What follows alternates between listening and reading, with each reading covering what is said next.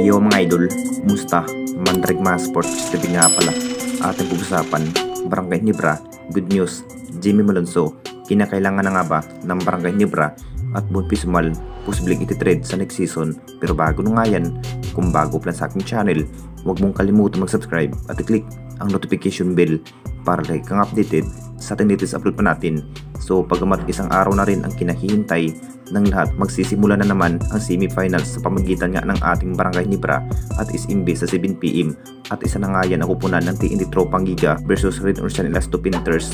Masasabing bakbakan na nga ang magaganap sa semifinals kung sino na nga ba ang karapat-dapat na matutuloy sa finals. Hinahandaan na nga ni Coach Tim kung paano na nga ba matatapatan itong big man ng SMB na si Abay Junmar Fajardo.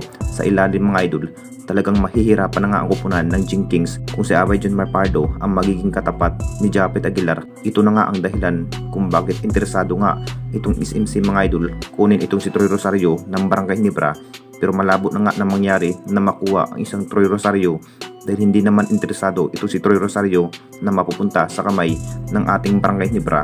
Kailangan na nga ba itong high-flying forward na si Jimmy Malonzo magiging forward ng ating Barangay Ginebra at maayos na rin ang kanyang guto injury ni Jimmy Malonzo, at kinakailangan pa rin ng ating Barangay Ginebra ng panibagong solidong player at may saktong height, at inamin na nga ni Coach Tim talagang kasama na nga si Jimmy Malonzo sa semifinals ng Barangay Ginebra laban nga sa malalakas na SMB. Sabik na rin ang iba dyan mga idol, muling magbabalik ang nasabing forward na si Jimmy Malonzo ng Barangay Ginebra para mas matutulungan ang kupunan ng ating Barangay Ginebra na makakapasok sa finals. At dito na naman tayo sa isa pa nating balita, Bonfils bibitawan na nga ba sa next season?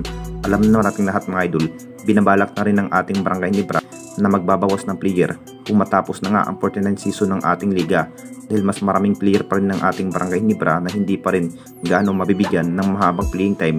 Isa na nga yan, ito si Jason David at Raymond Aguilar at Bonfils.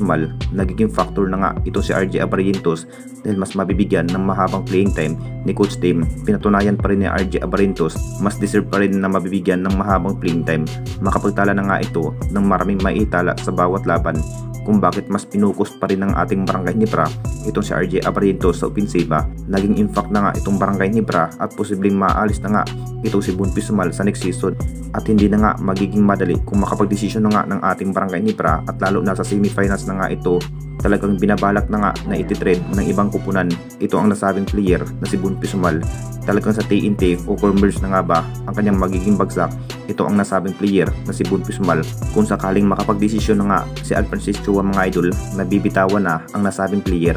Anong masasabi ninyo mga idol tungkol sa ating video?